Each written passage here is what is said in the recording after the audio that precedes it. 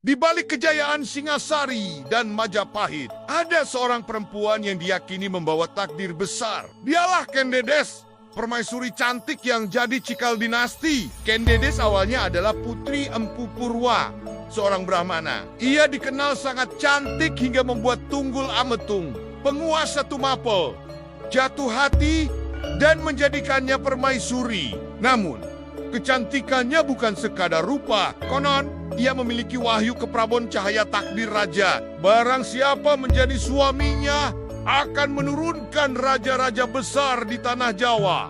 Kehadirannya membuat Ken Arok, seorang pemuda berambisi besar, berani menantang Tunggul Ametung. Dari pernikahannya dengan Kendedes, lahirlah keturunan yang kelak melahirkan kerajaan-kerajaan besar, termasuk Majapahit. Kendedes, perempuan yang diyakini sebagai awal garis keturunan raja-raja besar Nusantara. Kalau kalian kagum dengan kisah ini, jangan lupa like, subscribe, dan tulis pendapat kalian di kolom komentar.